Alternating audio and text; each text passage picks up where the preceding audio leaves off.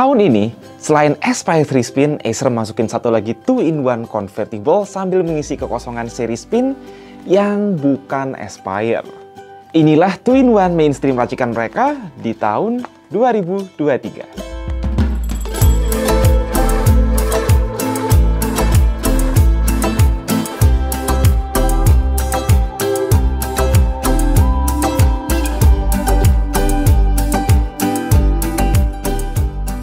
Acer Aspire 5 Spin 14 dengan prosesor Intel Core generasi 13 ini jangan sampai ketukar sama seri Acer Spin 3 atau Spin 5 yang sempat keluar di tahun 2021 lalu.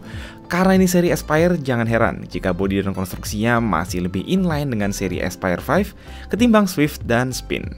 Jadi casingnya didominasi polimer kecuali punggung dari aluminium, tebalnya mencapai 1,8 cm. Jadi kalau ada Aspire 5 di flip jadi tablet, begini hasilnya. Don't worry, untuk dipakai berkarir di atas meja dalam mode tent, ini masih optimal lah. Jika kalian bosen sama laptop biasa aja dan sedang mencari 2-in-1 pertama, rasanya Aspire 5 Spin bukan pilihan yang buruk. Well, awalnya kami sedikit menyayangkan satu hal soal touchscreen IPS 14 inch-nya. I mean, ini udah bagus-bagus Full HD rasio 16:10, ada blue light shield, namun ternyata belum 100% sRGB meski secara kontras termasuk bagus. Berhubung ini termasuk banyak dilirik content creator, Acer bisa mempertimbangkan masukin varian yang udah 100% sRGB meski akan sedikit lebih mahal ke depannya. Kenapa bisa dilirik? Well, alasannya bukan sekedar karena good looking, tapi juga karena kita dapat Acer Stylus 2.0 internal berbasis Wacom AES, sesuatu yang langka untuk laptop-laptop 2-in-1 zaman now. Sistem internal macam HP ini membuat stylus gak gampang ketinggalan dan lebih praktis. Meski ukurannya pipih, namun untuk kebutuhan coret-coret, input presisi, dan gambar-gambar sehari-hari, ini feelnya lebih enak timbang stylus and-trick konvensional. Ujungnya lebih empuk, bisa gliding lebih enak, dan tentu ada palm rejection dan tilt detection. Meski ergonomiknya bukan yang paling ideal untuk dipakai selama berjam-jam. Nevertheless, untuk seorang content creator, stylus Wacom AES ini adalah nilai plus, apalagi jika layarnya nggak tanggung-tanggung. Selain udah ada sensor fingerprint di ujung touchpad, webcamnya lumayan lah, ini udah Full HD didampingi temporal noise reduction. Penampakan kualitas webcam Full HD kurang lebih seperti ini.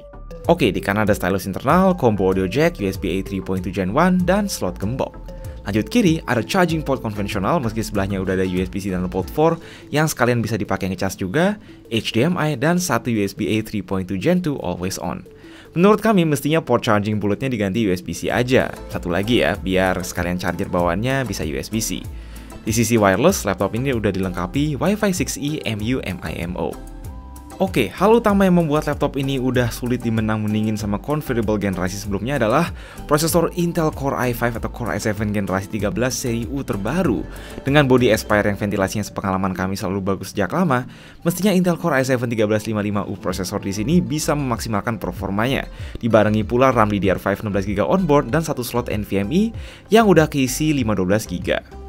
Yap, sesuai tebakan, prosesor 10 core ini bisa dapat skor mendekati 8000 di Cinebench R23.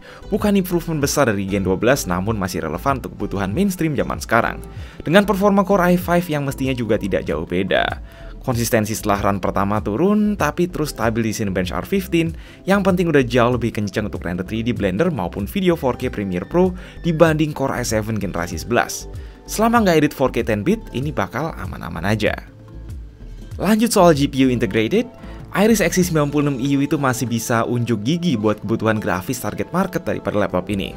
Let's say buat tadi preview model 3D, playback video 4K saat editing, atau main game-game macam HSR dan Dota 2 dengan lancar di sela kesibukan Anda sebagai mahasiswa, illustrator, atau content creator.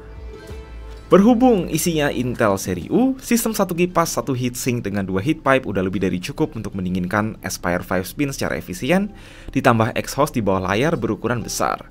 Basically suhu di permukaan keyboard tidak melebihi 35 derajat selama pengetesan kami, suhu adem ibaratnya udah jadi kewajiban untuk semua sistem 2-in-1.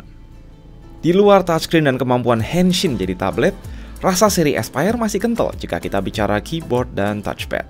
Pengalamannya standar-standar aja, masih oke ada backlit meski fingerprint belum nyatu sama tombol power dan tombol panas sempit. Namun pas kami coba speaker stereo downfiring di sini, ternyata kejernihannya melebihi ekspektasi lah untuk seri Aspire. Belum lagi daya tahan baterai sangat bisa diandelin untuk tempur sepanjang hari. mencapai 12 jam lebih playback video YouTube. Again, andai langsung dikasih adapter USB-C 65W buat ngecas, itu bakal ideal banget. Dilihat dari banyak perspektif, Aspire 5 Spin ini termasuk solusi 2-in-1 mainstream yang masuk akal sekaligus unik berkat stylus Wacom AES internal. Improvement utama yang rasanya paling dibutuhkan agar bisa jadi lebih banyak merangkul calon pengguna, sekaligus menggantikan peran Acer Spin 3 Active adalah membuatnya lebih ringan dan lebih tipis, sekaligus ngasih layar dengan game mode lebih tinggi. At least kami seneng Acer udah nggak pelit dengan memberi RAM 16GB untuk base model Core i5-nya. Sebab menurut kami konfigurasi RAM 8GB udah harus lenyap dari segmen belasan juta. Kalau tertarik boleh langsung cek link di deskripsi, tapi kalau mau mending dulu udah tahu mesti ke komentar. Pokoknya sekian dulu dari gue, Mike. Jangan lupa like, share, subscribe, and as always, stay safe, stay healthy.